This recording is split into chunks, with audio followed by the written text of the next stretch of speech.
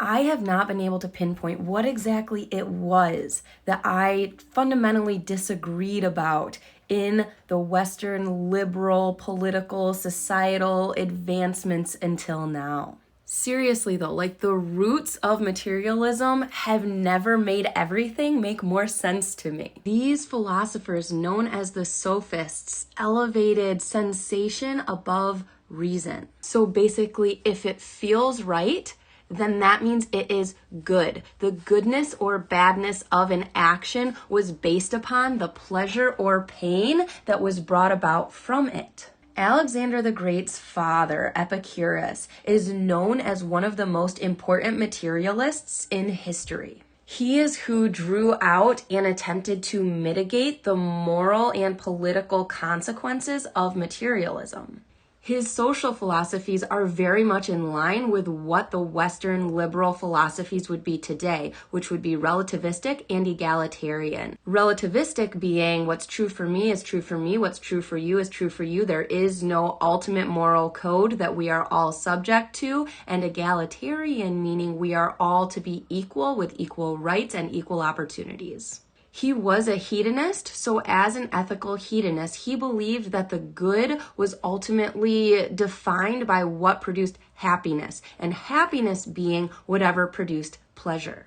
And he believed and taught that the way to maximize our pleasure is to reduce our desires and our needs. He stated, "When we say that pleasure is the goal, it is freedom from bodily pain and mental anguish." This entire philosophical belief within materialism is basically that moral conventions are a utilitarian function and they are nothing more than a hypothetical social construct. That whole ideology is in direct contrast to what natural law theory would teach. Aristotle would say that our society gives us our second nature, that the pieces of our natural expression are what are within the human telos, what we are created for within our end goal, in that same ideology that we talked about yesterday, with being that there is a mind, there is an ultimate order to the universe, to the world, that does in fact exist. The ultimate argument against this materialist philosophy being,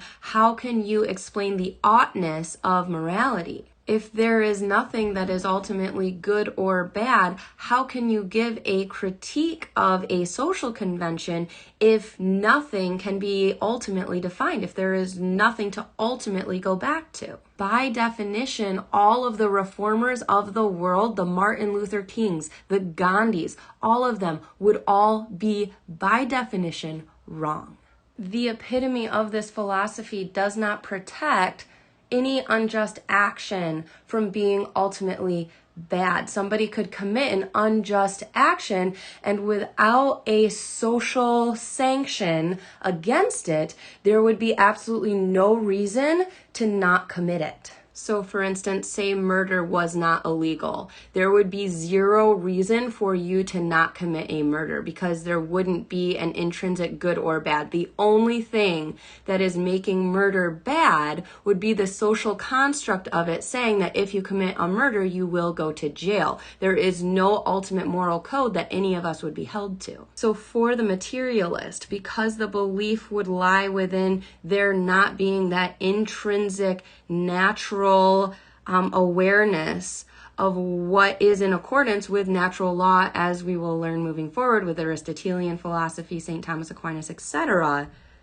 the source of all moral obligations come from nothing more than the unvarnished threat of punishment. It is nothing more than a hypothetical social construct. And I, of course, in my belief of Christianity, in my Catholicism, and in Catholic doctrine, we are called to subordinate our senses to reason, whereas the materialist subordinates reason to the senses, which, as I said, is exactly what we talked about yesterday. So if you're interested in this study, please do join me. I am learning a lot. It's very intriguing to me. It's helping me understand the other side of the coin that I do not personally subscribe to, but it's helping me grow into it and just kind of like understand the viewpoint of how other people view the world, because ultimately my disagreement of particular actions, whether that be anything in regard to sexual ethics, premarital sex, divorce, etc. It's interesting to see where that comes from, and just this idea that pleasure would be considered the ultimate happiness, because that is not how I view the world at all.